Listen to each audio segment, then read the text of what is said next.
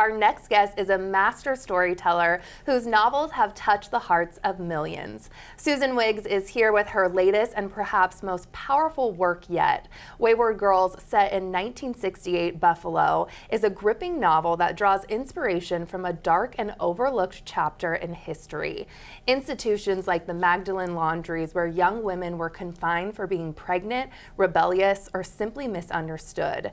It's a story rooted in truth and shaped by compassion. And please welcome the incredible Susan Wiggs. Hello. Thank you, Kelly. It's so good to be here. Oh, it's so good to have you back. So if you wouldn't mind, set the story for us. It was around the time of the Vietnam War, correct? It was. This particular story starts in 1968. There was a lot of turmoil in the world then, and it's a little hidden history that I was not aware of until I did the deep dive and researched this book. And I set it in Buffalo because that was where I grew up in a small town near Buffalo, and I had never been back there. We moved away when I was a child, but I went back there with my older brother in 2021, and I was kind of flooded with memories of the Catholic church that we went to, and it triggered a lot of questions. And then there was actually a specific trigger that sent me down the rabbit hole to write Wayward Girls, and that was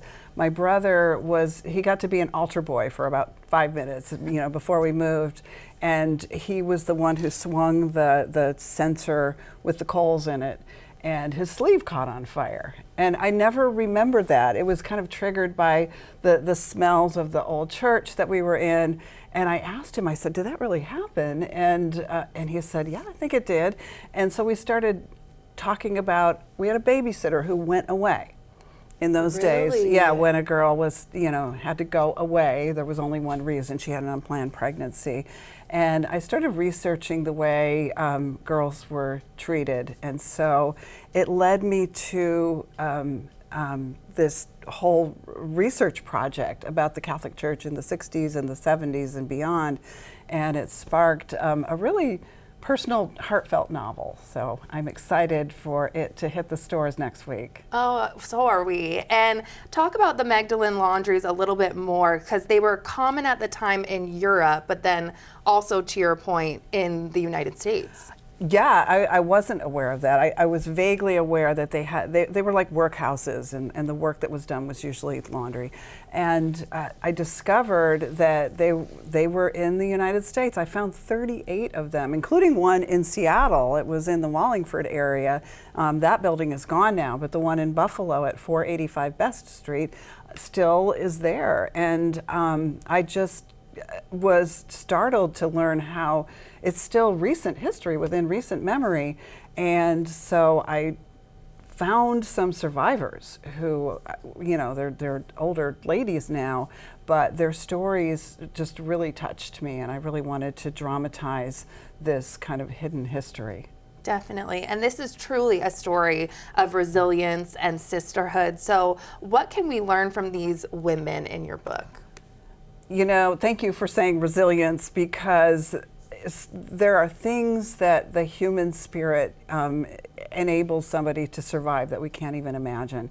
And I also wanted to kind of connect it with today, the way we treat young women and girls. I've got a daughter. I've got a granddaughter, and I'm really concerned with that. And so this illuminates the story through the decades, and it actually ends. I don't want it to sound like a dark, depressing book. Usually I'm the beach book writer, and this one is not that beachy, but it does end on, I hope, a really, really high note that gives people hope for women and for humanity. So we'll see. I can't wait. I know I'm like deep in it right now. I'm not finished yet. So is it harder or easier to write a novel when it's wrapped up too in so much historical history, would you say? I find it easier because there are things that are non-negotiable. They happened, and they happened like this. And so I didn't have to contrive anything. There are definitely, whimsical elements and totally fictionalized things in this book, but they're rooted in reality, and it made it feel so authentic as I was writing it, and I hope for the reader too. And you've written 14 novels, is that correct? 14 plus. Yeah. 14 plus. So please tell us, what is your writing process? Do you have any tricks or things that work well for you? They're not tricks, but they're, I would say, habits. I'm one of those lifelong writers. I was writing as a kid. My third grade teacher used to hold up my self-published books and read them to the class. And so I've always been very hands-on and crafty about it. So I write everything in longhand in notebooks.